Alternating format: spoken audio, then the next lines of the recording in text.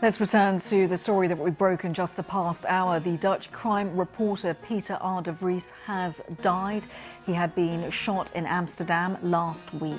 The 64-year-old journalist was known for investigating organised crime. He was shot minutes after leaving a television studio just on Tuesday, where he had appeared on a channel. The government has decided that the evidence of a potentially grave situation arising in the weeks ahead is now too strong. Therefore, for a period of 6 weeks from midnight on Wednesday night, the entire country will move to level 5 of the framework for living with COVID-19.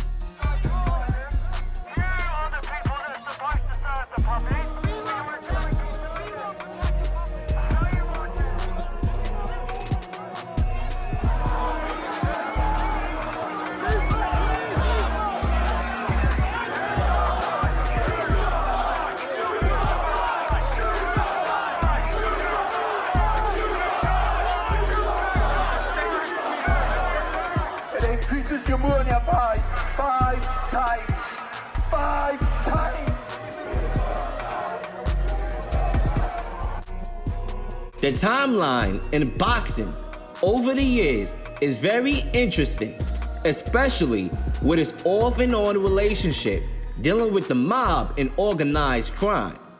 Organized crime has existed in boxing since the 1920s, controlling the sport at its peak during the 50s and 60s by Frankie Carbo and Blinky Palamo through the connections of Jim Norris, as we discussed in Fugazi Boxing Tales Part 1. The Gambino crime family failed to muscle their way back into the sport when Sammy Guevara and John Gotti got picked up by the feds, as we discussed in Part 2. The question, my folks, the question is, does organized crime still exist in the sport today? I'll let you answer that for yourself after this next chapter of the IGTG universe concludes.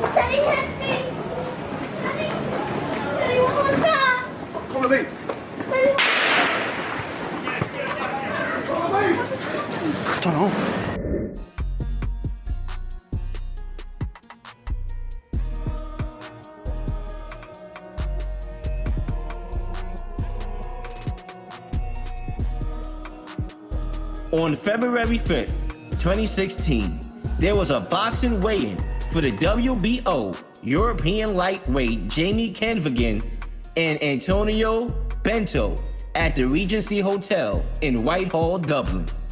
This event suddenly turned into a bloodbath as gangster David Bird was shot and gunned down by a 6-man hit squad, 2 of whom were dressed as a police SWAT team and another dressed as a woman. Witnesses and fans scrambled for cover when the 2 men dressed in black police SWAT uniforms stormed the hotel holding AK-47 style weapons. The shooting is believed to be a part of a gang feud between the Cannonhine crime syndicate, in which the victim, David Bird, was part of, and the Hutch family. It was reported that Gary Hutch was shot by the Cannonhine gang in Spain the year before this incident, and that this hotel shooting was a retaliation for that incident. Daniel Cannonhine, who is the leader of the Cannonhine cartel, was the intended target, who fled the scene to the Middle East after the shooting. To date, there have been a reported 18 deaths between the Cannonhine and the Hutch feud in Ireland and Spain since that hotel incident. Daniel Cannonhine is believed to be the #1 guy of importation of drugs and crime in Ireland during that time. Cannonhine is currently residing in Dubai today, and this is where he has featured himself into being one of the boxing's most influential figures today. Cannonhine's father installed the gang activity decades ago, but the day-to-day operations are now under Daniel Cannonhine's control. Currently, Kinahan is running a $1.1 billion drug empire while working behind the scenes in boxing, using fear, intimidation, and many other tactics to get what he wants done. There are confirmed boxing insiders who can confirm that detailed phone calls in which Kinahan bullied the person on the end of the line to do what he wanted to be done. There was a crime journalist named Peter R. DeVries who had lots of investigations shedding light on the criminal underworld. DeVries spent decades focusing on cold cases and mob hits. After leaving a TV studio in Amsterdam, where he regularly appeared on an expert show called RTL Boulevard, DeVries was shot 5 times, including a shot to the head. Video surfaced on social media, which showed the journalist lying in the street bleeding from his head. A close pal of Daniel Kinahan has recently emerged as the leading suspect for the shooting of this reporter. Cops are buying the theory that Radon Teghai, who attended Kinahan's wedding in Dubai, ordered the hit on the legendary crime reporter.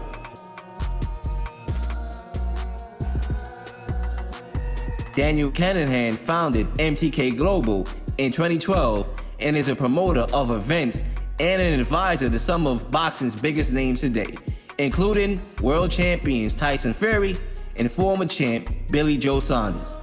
Tyson Fury took to his Instagram to announce the unification bout with Anthony Joshua and thanked Daniel Kinahan for making this fight happen.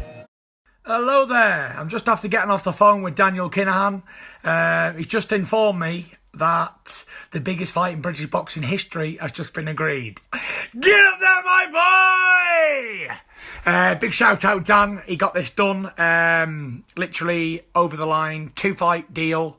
Tyson Fury versus Anthony Joshua next year. One problem, I've just got to smash Deontay Wilder's face right in the next fight. And then we go into the Joshua fight next year. So there we are.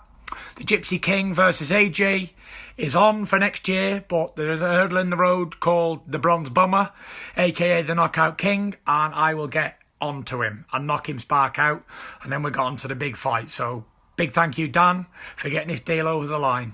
All the best. God bless you all. See you soon. Peace out. AJ versus Tyson Fury was supposed to be one of the biggest fights in the heavyweight division in over 2 decades, and Kinahan, out of all people, was the guy Fury thanked for getting it done. Unfortunately, Tyson Fury and Anthony Joshua, which was supposed to be a 2-fight deal in 2021, was put on hold after an arbitrator ordered Fury to fulfill his obligation to fight Deontay Wilder in a contractual rematch clause. Tyson Fury and Deontay Wilder fought their second fight on February 2020 in a fight that saw Tyson Fury changed up his style, coming forward to beat down Deontay Wilder, giving him no space to land that powerful right hand of his. Fury ended up knocking Wilder down twice, with Wilder's corner throwing in the towel in the 7th round. What's notable about this fight is that this was the last big fight a month right before we entered a worldwide pandemic. On March 11, 2020, the world declared the coronavirus outbreak a pandemic. At this time in the calendar, there was about 1,100 cases of COVID-19, with 4,291 people having lost their lives. It was around this time, shortly after, that Tom Hanks announced on his Instagram that he contracted the virus while filming a movie. Meanwhile, in Oklahoma City, the Thunder was set to take on the Utah Jazz around 8 p.m. And to the fans at the stadium's surprise, it was announced at the game that the game wasn't going to take place because Rudy Gobert tested positive for the virus. From March until June, boxing was shut down completely. Top Rank sought out to be the solution to get boxing back up and running by having fights in a bubble in Las Vegas.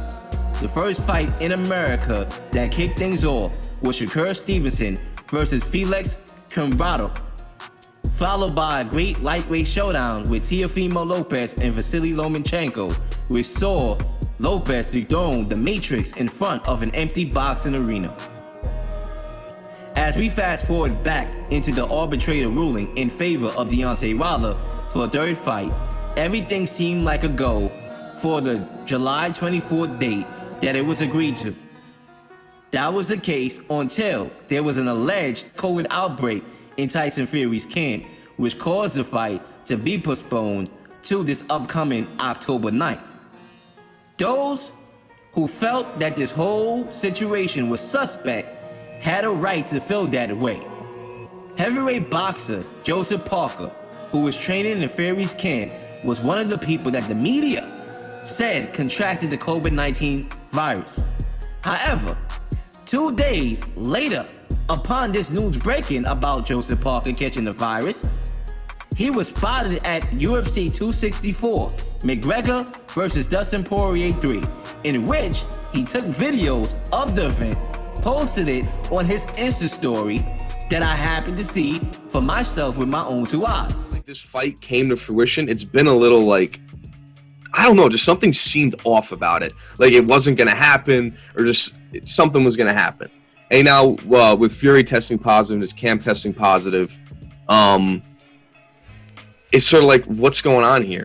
Did Fury have a bad camp, or did Wilder have a bad camp, or who the heck knows? When I went back to look at his Insta story 2 hours later, the video of him at UFC 264 was gone.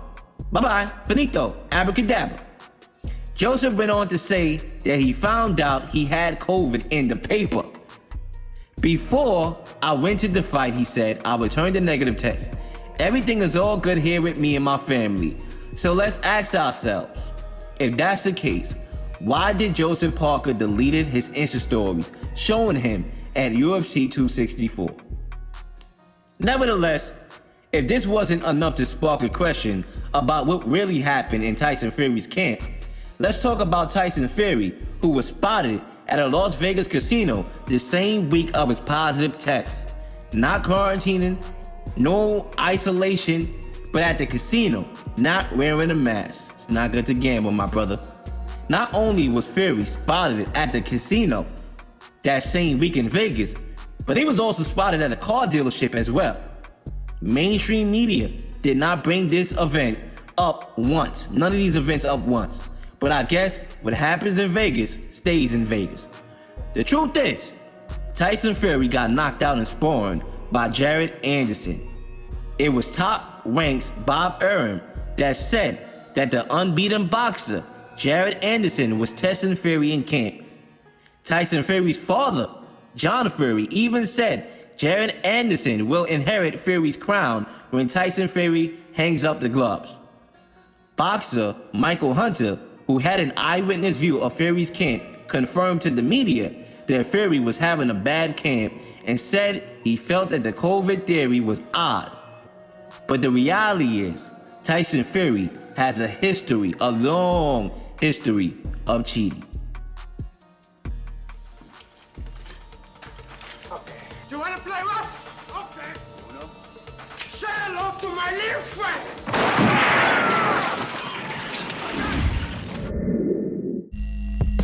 Ladies and gentlemen, pause the video and get you a bag of popcorn and a drink, because we're going to talk about all the fugaziness with Tyson Fury's boxing career. How about we start off with Tyson Fury fighting John McDermott in a controversial points decision back in 2009. If you're a casual boxing fan, you probably never heard of John McDermott, and that's because he now works on the railways fixing overhead cables. When the two fellas fought, it seemed like McDermott had done enough to earn a decision victory, but Fury got his hand raised with a cheer of boos from the crowd. At this time, for English fights, the referee decided who won the fight, not the judges. A conspiracy that John McDermott has repeated to this day was that his father knocked out the referee when they were both younger boxers. Tyson Fury and John McDermott too had even bigger controversy. John McDermott, in an interview himself, said that Tyson Fury paid the boxing commission $5,000 to switch his gloves to whatever he wanted to wear. Both fighters are supposed to wear the same gloves. John McDermott's brother went to Tyson Fury's locker room and saw that he had on a different pair of gloves, which led to a heated confrontation. Tyson Fury and my dad had a big kerfuffle outside, saying he's going to go home. My dad said, well, fucking my boy will go home. Why should your boy wear Rays and my boy wear BBE? He said, well, we paid for that. We never know that. He told you what new gloves. And then Frank Maloney tried to come and smooth it all over. So I said, well, you know what? Fuck the fight. I'm going to go home. So you were prepared to walk away from it at that point? Yeah, I was, yeah. I thought, so why should I? Frank Maloney told me he wants different colour gloves. We read the Boxing Border Control rule book and they said boxers must wear the same gloves. So there's a shop in Romford or Brentwood where there's boxing, Sugar Rays. Sugar Rays, yeah. So the Boxing Board wouldn't let me change my glove because there wasn't 4 pairs of the same gloves. So I goes, well, I've rung the man up. He's going to bring up, he had the same gloves in his shop. So he's gone down and I bought two pairs of Rays gloves an hour before the fight. Boxing Tyson Fury said, well, I'm not wearing them because I've paid for you to wear them gloves. For me to wear them and you to wear them. I said, well, bollocks to that, I'm going home. So Jim McDonald, the trainer, said, John, you can't box him in them. He's got gloves to make brain damage and you've got gloves to stop brain damage. How's that fair? So I said, bollocks, I'm going home then. So I start walking out to the car park to go home. And some guy from Sky came up to me and said, look, listen, you signed the contract. If you don't fight, the whole show will be on your head. You have to pay. We're going to sue you. Tyson Fury didn't allow McDermott to switch to the same gloves he was wearing because he paid for McDermott to wear his gloves. This led McDermott to threaten to call the fight off. When McDermott and his camp were on their way to the parking lot, they were threatened to be sued in court if they didn't fight. John McDermott ended up getting stopped in the 7th round by Tyson Fury, just like the Wilder fight part 2. And now, John McDermott is working on railways and Fury is atop the heavyweight world of boxing.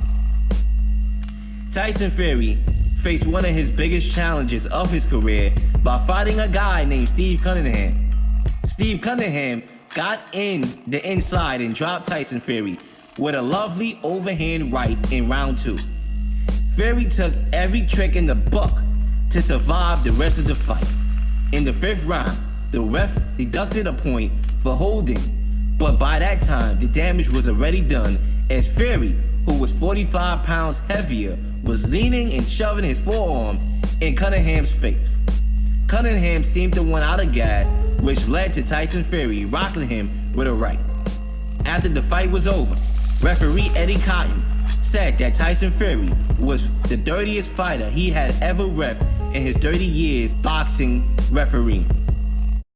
What can you tell me about Tyson Fury's antics in the ring tonight, running around? You were talking to him a lot. What were you telling him? Well, I warned him several times. I took a point, and in my 24 years as a pro referee, he's one of the dirtiest fighters I've ever had. That's your quote right now? Tyson Fury's one of the dirtiest fighters you've ever seen in your 24 years as a pro. What were you saying to his corner? I saw you arguing with his corner all night. It got pretty heated. Arguing with him. What happened was the corner man came to me and said that he thought that I was favoring Cunningham because he says, "What's my problem?" I said, "No, you know." Well, you guys were arguing pretty hard throughout the fight. No, we weren't arguing. We just were doing a little discussion. What about the point you took away? Oh, the point I took away was for numerous violations: elbow, headbutting, shoulder. So again, that's your quote. Tyson Fury is the dirtiest fighter you've ever seen in the history of your 24 career. Of the fights that I've had. That fight that you've had. And I had Angel Glada 3 times. Quote that. All right, quote it. Tyson Fury won the fight, and Steve Cunningham appealed his loss to Fury, citing several illegal tactics, including the forearm to the face that eventually set up that finishing right shot from Fury. Steve Cunningham's appeal was denied in court. Steve Cunningham did comment on Fury's glovegate with Wilder and demonstrated why Fury cheated in the video. Steve also commented on Marvin Hagler's death blaming it on the vaccine, which was a theory going around in boxing when Marvin Hagler died. Fury and Klitschko was another fight that drew a controversial pre-fight because of a disagreement over boxing gloves. Tyson Fury said, "If they don't produce the gloves I have picked, the fight is off." Fury again wanted to wear the same Reyes gloves he wore against John McDermott. Fury was an underdog in his fight against Klitschko because of Klitschko's KO ratio. We all know the Reyes gloves have decreased padding, which increases the effects of impact. Fury ended up outboxing Klitschko, winning a decision. Tyson Fury was set to fight Klitschko again in a rematch in which Tyson Fury allegedly suffered an ankle injury in training camp. Sounds familiar? At least that time, Fury couldn't use a COVID excuse because we weren't in a pandemic. The fight between him and Klitschko was now supposed to take place on October 29th in Manchester, England. However, Tyson Fury failed the drug test conducted by the Anti-Doping Association.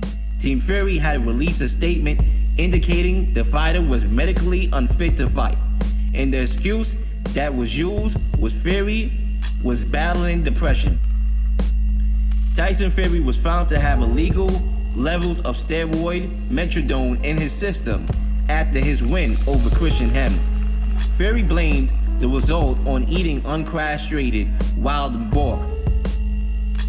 A farmer named Martin Crawford told investigators that he lied about supplying the meat on the promise of 25 grand. Fury accepted the 2-year ban penalty in 2017 for his positive test, and the media flipped it as if Fury did coke and walked away from the sport. The investigation of the meat is still ongoing because of the tampering report that came out. And if found guilty of tampering with the initial UK anti-doping investigation into his positive test for a banned steroid, Tyson Fury could be facing up to an 8-year ban from boxing. Who's guiding this comeback, Frank Warren, Hall of Fame promoter. You've said that Tyson Fury's return to the boxing ring is a process, but negotiations going on for a showdown against the WBC champion Deontay Wilder. How advanced are those negotiations? Where is Tyson Fury in the process of his comeback? Yeah, very, very advanced. He's over there. Ask him. Get him over here. Well, let's bring in the man holding that coveted green strap, the undefeated WBC heavyweight champion of the world, the bronze bomber, the self-styled Baptist, Deontay Wilder. Fury came back 2 years later to resume his boxing career after his 2-year suspension. He ended up fighting Wilder after his first 2 tuna fights, in which the first fight garnered controversy then. Fury was knocked down in the 12th round, and most people thought that the ref gave him slightly more than a 10-second count before Fury got back up to his feet on his way to a draw in the first Wilder fight. There were also some suspect things going on in that first fight. But the second Fury versus Wilder fight brought home the bacon for the most controversy. Before Fury versus Wilder 2, a member from Team Fury pulled the plug from a lockdown camera used to monitor the fighters in the dressing room pre-fight. What happens here is you see a member of Team Fury going up to put a towel over our lockdown camera where we can monitor him with, as has often been the case. And instead he says, you know what I'm going to do? I'll just pull the plug. So that is it. During the fight, you can see Tyson Fury's glove flapping from all sorts of weird angles. Fury also got away with a lot of headshots from behind the head. The referee did a terrible job controlling Fury's fouling. Fury ended up getting a TKO victory in round 7, and it didn't take long for all the tea to be spilled. Deontay Wilder said that Tyson Fury cheated and his water was spiked. Mainstream media laughed at the notion, making Wilder look like he was crazy. Tyson Fury tried to avoid Wilder's contractual rematch for the 3rd fight by rushing into a fight with Anthony Joshua, and that's why Daniel Kinahan the mob boss, was involved in these negotiations. For a while, it seemed like we were going to get the anticipated Fury versus Joshua 2 fight deal, as the terms was agreed to, until the arbitrator ruled in favor of Deontay Wilder's contractual rematch. Tyson Fury's dad, John Fury, was distraught after the arbitration case. John Fury went on to surprisingly say that he was worried if Tyson Fury can raise his game for Wilder, and if he gets complicit and makes a mistake. Why would Tyson Fury's father be worried after they so-called dominated the first 2 fights? Fury even said this interesting statement. Fury can look terrible in training camp, but when he gets in the ring, he's a different man, a different animal, said John Fury. So does this confirm that Tyson Fury got knocked out in sparring by Jared Anderson ahead of Deontay Wilder trilogy? Now, let's talk about Nicholas Asbury's encounter with Fury's cheating in sparring. Back in 2019, former Tyson Fury sparring partner Nicholas Asbury opened up to the World Boxing Net. He said that Tyson Fury or his team, either one of the two, took the padding out of the sparring gloves in order to cause more damage. This is Tyson's shit, and these are his bag, his sparring gloves that we've been sparring with. As you can see, there's no fucking padding in here, and all the padding's in the back of his fucking glove. Look at that shit. I could touch my other side of my finger with this shit, and there's shit falling out from the middle of the glove. Does he know who the fuck I am? He must not know, does he? Does he? What? Oh, he does not know. Look at this shit, man. And then, hold on, these are the sparring gloves they told me they got from me. These thick ass, look at, hold on, let's see, watch the squeeze. Going nowhere. Going nowhere. Asbury said he's seen it all, the dark side of boxing, from knowing boxers on steroids, stealing of money, and went on to say he couldn't keep a secret about someone acting fake, especially when people's lives are at risk. Nicholas Asbury said that he received threatening voicemails from Fury's former trainer, Ben Davison. So the question is why? Why is mainstream boxing media not talking about any of this? That is because Tyson Fury is bringing home that chicken.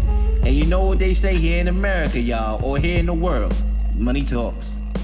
Tyson Fury arguably has one of the most fraudulent boxing careers in the history of the sport, full of lies, full of cheating, and full of manipulation. It won't surprise me at all if Tyson Fury retires before fighting Wilder for a third time, just like how he did against Vladimir Klitschko.